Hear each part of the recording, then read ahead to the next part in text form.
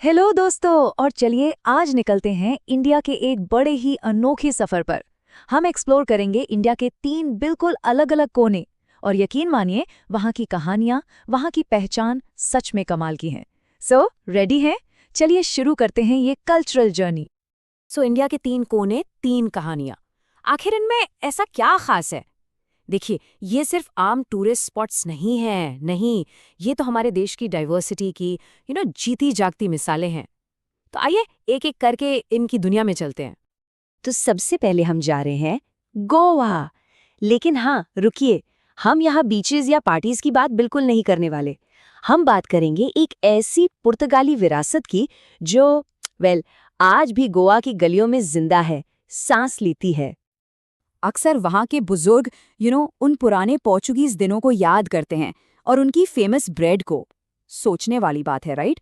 Portuguese तो चले गए, लेकिन अपनी सबसे टेस्टी विरासत यानी ब्रेड बनाने का आर्ट गोवा में ही छोड़ गए।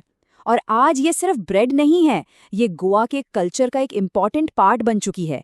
सच कहूं तो ये खाना कम और एक एहसास, एक नॉस्टैल्जिया ज्यादा है। और जो इंसान इस परंपरा को जिंदा रखता है ना, उसे कहते हैं पेडर। और पेडर कोई सिंपल सा बेकर नहीं होता था, नो वे। वो तो एक कल्चरल आइकॉन था, एक तरह से गांव की जान। उनका ये हुनर पीढ़ी दर पीढ़ी चलता था। और पता है, उनकी जिंगल की आवाज से ही तो पूरे गांव की सुबह हुआ करती थी। आप इससे अंदाजा लगा सकते हैं कि पादर गोवा की लाइफ में कितना इंपॉर्टेंट था। जैसे शादी में गिफ्ट्स के लिए बोल नाम की मीठी ब्रेड, कोई पार्टी या दावत हो, ब्रेड तो चाहिए ही। बेटी की एंगेजमेंट है तो सैंडविचेस बनेंगे।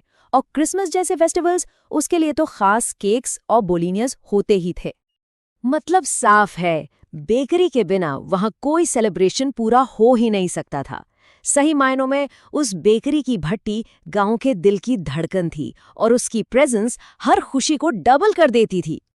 ओके, तो गोवा की मीठी यादों के बाद अब हम चलते हैं साउथ की तरफ, कूर्ग। इमेजिन कीजिए, धुंध से ढकी पहाड़ियां और हवा में कॉफी की महक। ये जमीन है गर्व की, नेचर की और हाँ, बेमिसाल बहादुरी की। कूर्ग के लोग, जिन्हें कोडावास कहते हैं, अपने आज़ाद ख्याल और फियर्स नेचर के लिए मशहूर हैं। पर इनका ओरिजिन कहाँ से हुआ, इसे लेकर 2 बड़ी इंटरेस्टिंग थ्योरीज हैं। पहली थ्योरी कहती है कि ये लोग अलेक्जेंडर द ग्रेट की आर्मी के डिसेंडेंट्स हैं जो यहीं बस गए। वहीं दूसरी थ्योरी उनके अरब ओरिजिन की तरफ इशारा करती है, उनके ट्रेडिशनल पहनावे की वजह से। ये देखिए, ये है उनकी ट्रेडिशनल ड्रेस, जिसे कुपिया कहते हैं। ये लंबा सा काला कोट जिसके साथ एक एम्ब्रॉयडर्ड वेस्ट बेल्ट होता है। ये सिर्फ एक पोशाक नहीं, बल्कि उनकी यूनिक आइडेंटिटी और मार्शल ट्रेडिशन का सिंबल है।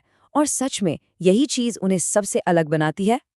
और उनकी बहादुरी की लेगेसी कितनी स्ट्रांग है, इसका सबसे बड़ा एग्जाम्पल जानना चाहेंगे? इंडियन आर्मी के सबसे पहले फर्स्ट चीफ जनरल करियप्पा, वो एक कूर्गी थे। ये फैक्ट पूरी कम्युनिटी के लिए एक बहुत बहुत बड़े गर्व की बात है। लेकिन कूर्ग सिर्फ वॉरियर्स की लैंड नहीं है, ये नेचर लवर्स के लिए भी एक पैराडाइज है। यहाँ दूर दूर तक फैले हैं कॉफी और मसालों के बागान। आपको लंगूर्स और वाइल्ड एलिफेंट्स जैसे वाइल्ड लाइफ देखने को मिलेंगे। पवित्र कावेरी नदी यहीं से बहती है।